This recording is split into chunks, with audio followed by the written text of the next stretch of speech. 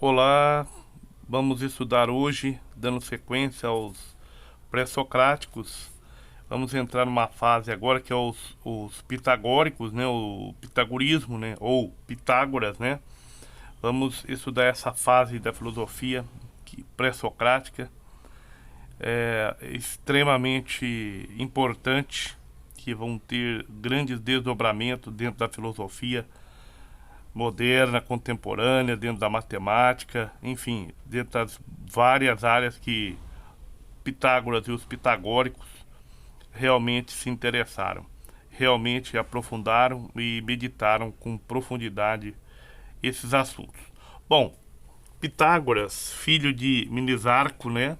Nós vamos lá, tem um texto atribuído a Heráclito, que diz assim: Pitágoras, filho de Minisarco, praticou a investigação mais do que os outros homens. Então ele nasceu na ilha de Samos, na Jônia, né, na Ásia Menor, a sudeste de Éfeso e a noroeste de Mileto. Nasceu em aproximadamente em 571 a.C. e morreu por volta de 497 a.C. Seu nome então está ligado, né, a uma das mais fecundas e vigorosas correntes, né, do pensamento ocidental, e teria sido então o primeiro, né, a usar na história do pensamento filosófico os termos filósofo e filosofia, né? Ou seja, quando perguntaram a ele então o que seria um filósofo, falou: o sábio, né? Sábio está no mundo dos deuses, né? Está no mundo do eterno, né? Sábio só é Deus. Agora, ao homem cabe apenas ser amigo, né, da sabedoria. Então, filósofo é aquele que é amigo da sabedoria. Bom, então, segundo a tradição doxográfica, né, teria sido discípulo de Ferécides de Cirus, né, lá no século VI a.C., e também partidário, né, da religião órfica, né, cuja doutrina continha ensinamentos sobre a imortalidade e também a transmigração das almas. Então, até tem uma história em Xenófanes, né, que conta o seguinte: conta-se que passava Pitágoras, né, ao ser castigado o pequeno cão, sentiu piedade, né, e pronunciou as seguintes palavras: para de bater, pois é a alma de um amigo meu, que reconhecia ao ouvir os seus gemidos. Então, em Xenófanes, né, então ele defendia a doutrina da transmigração das almas.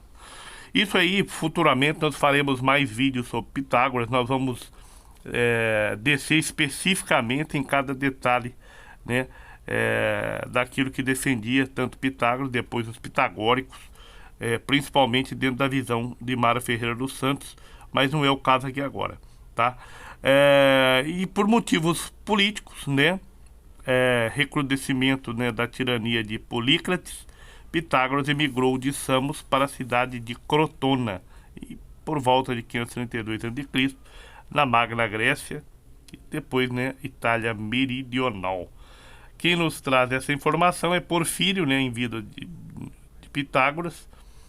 Aristógeno diz que, com a idade de 40 anos, e ao ver que a tirania de Polícrates se intensificara, ele acabou por emigrar para a Itália. Então, tá aí o nosso grande filósofo, né? Muito bem.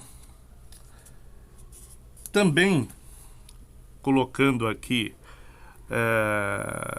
de maneira profunda também, e lá na Itália Meridional ele iniciou, né, uma escola, né, a escola dos pitagóricos, com a característica, né, de uma ordem, uma espécie de confraria, ou até mesmo seita religiosa, tipo um monastério moderno, é o que mais aproximaria.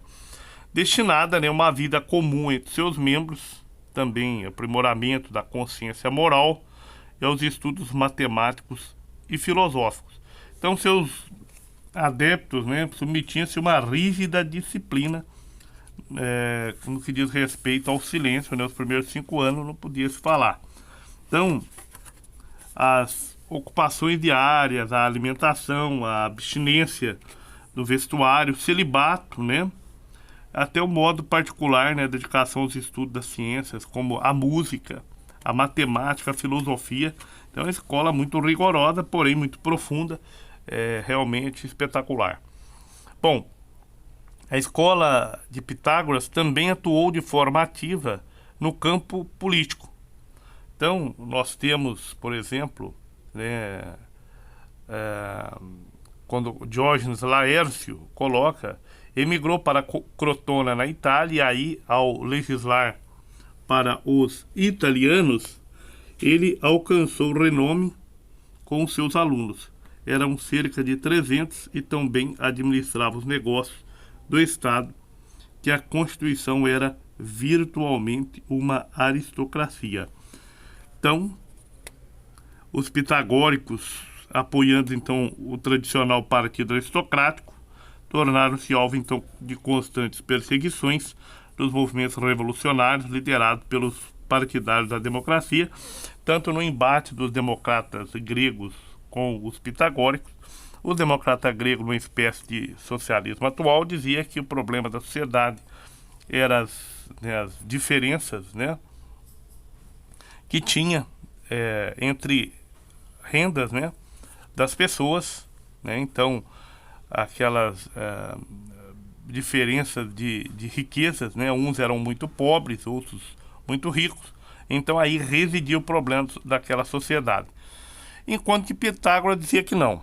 Os pitagóricos afirmavam que o problema da desigualdade do mundo está exatamente na falta de virtude e não na desigualdade material, mas na falta, a desigualdade, vamos dizer assim, moral, né? A desigualdade de virtudes, né? Uns tinham muita virtude, porém enriqueciam-se e tornavam-se sábios.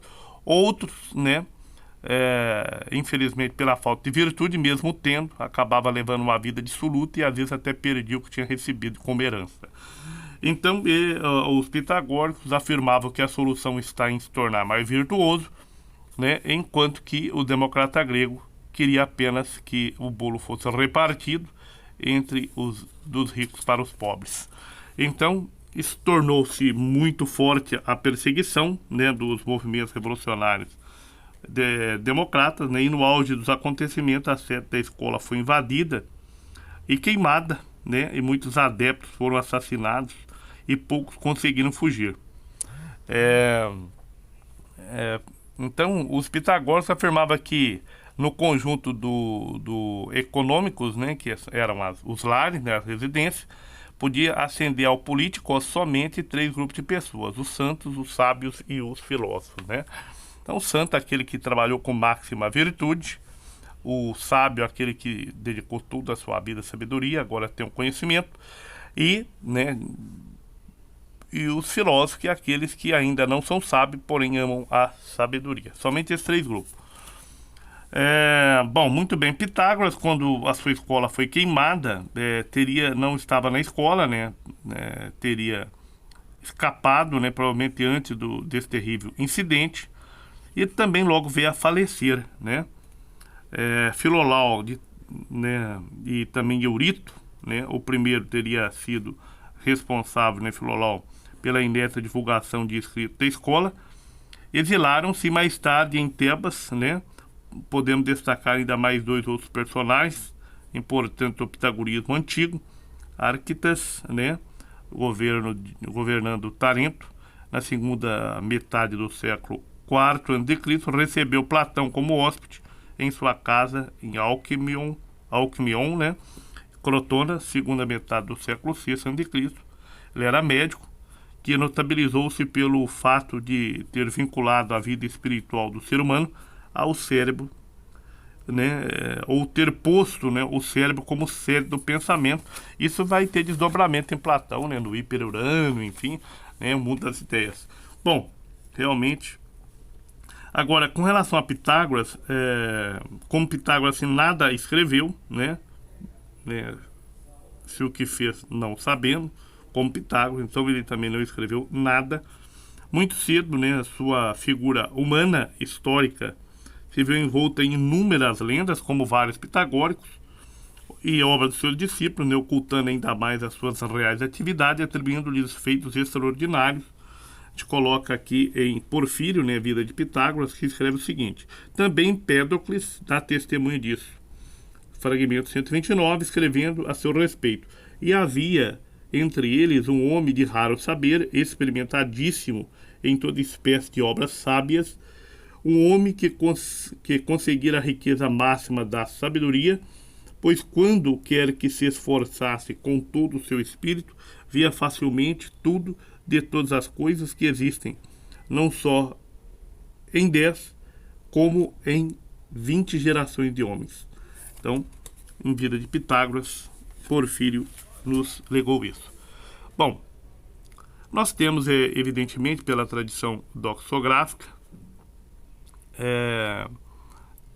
tem alegado inúmeras vidas de Pitágoras, né? São obras tardias, nem sempre fidedignas, infelizmente.